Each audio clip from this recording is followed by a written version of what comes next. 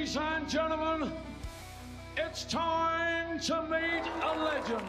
Hej og velkommen til Blackfoot Dart. I dag skal vi tale om at sigte. Det er rigtig svært at ramme noget uden at sigte. Og man kan sige, at ligesom når man tager et gevær, jamen der er et sigtekorn man kigger på. Når man tager en pistol, altså der er også sigtemiddel. Og sådan er det også i dart. Og det er kun ganske få personer, der er så dygtige, at de rent faktisk kan spille uden at sigte. Blandt andet, som I kan se her, Michael van Gerwen, der bare tager darten og kaster den hen i brættet. Men selv som en spiller som Luke Littler, han sigter faktisk. Men det at sigte er ikke nødvendigvis det samme som når man sigter med et gevær. Sigtet kan også bare være, at man har et referencepunkt på et eller andet sted i forhold til pilen, når man arbejder med den. Hvor sidder sigtekornet så hen? Jamen, sigtekornet kan sidde alt efter, hvis man herfra, det kan sidde her, det kan sidde her, og det kan også sidde på releasepunkt. Sigtepunkt er den reference, man selv opbygger i forhold til det mål på skiven, man skal ramme. Jeg kan huske, da der var en, der kom og sagde til mig, hvorfor sigter du ikke? Du står jo bare og kaster fuldstændig tilfældigt.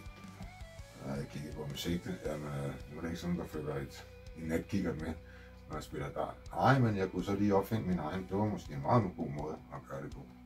Og da han så ligesom fik banket den her ind i knolden på mig, hvad det vil sige at opfinde sin egen, så fandt jeg faktisk ud af, at jeg faktisk havde en eller anden form for sigte. Jeg brugte det bare ikke. Jeg spiller sådan her med min pil. Jeg kigger ud på armen. Men jeg brugte mere armen for, at jeg godt ville have, det havde jeg hørt, at man skulle ligesom have en lille linje, men jeg tænkte overhovedet ikke på, at darten også kunne bruges til noget. Så jeg lærte så, at der hvor jeg kigger, jamen spidsen og toppen af den, det er det område, jeg skal ramme. Så simpelt var det så ikke, men jeg fandt ud af, at hvis jeg fastholdt det punkt, så kunne jeg jo lære at ændre mit kast, så det passede med, at jeg rent faktisk ramte der. Og så sigtekorn, sigtekorn, sigtekorn. Byg et sigtekorn op, og ja, det kan godt være, at du midlertidigt, hvis du ikke har et sigtekorn, bliver slået lidt tilbage, hvis du gør ligesom mig, indretter dit kast efter sigtekornet. Måske var det ikke så meget, for mit vedkommende at lave noget om, fordi jeg var stadig inde i den fase, hvor jeg eksperimenterede, men alligevel så gjorde det noget. Og da jeg ligesom fandt ud af, jamen jeg kunne godt sigte på det punkt med toppen her, og så efterhånden, så kom jeg jo tættere og tættere på, og så efterhånden så ramte jeg 2 gange ud af 10, og 3 gange ud af 10, og 5 gange ud af 10, og hovsa, nu begyndte det faktisk lige pludselig at blive sjovt, og der gjorde jeg altså noget med det, de står og gør på fjernsynet.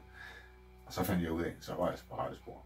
Så få dig et sigte, få dig et referencepunkt i dine kast, fordi så er der langt større chance for, at du rammer det, du rent faktisk gør, og ikke bare håber på, at du rammer. Og specielt dig, der er urutineret, kan få rigtig meget gavn af det her råd.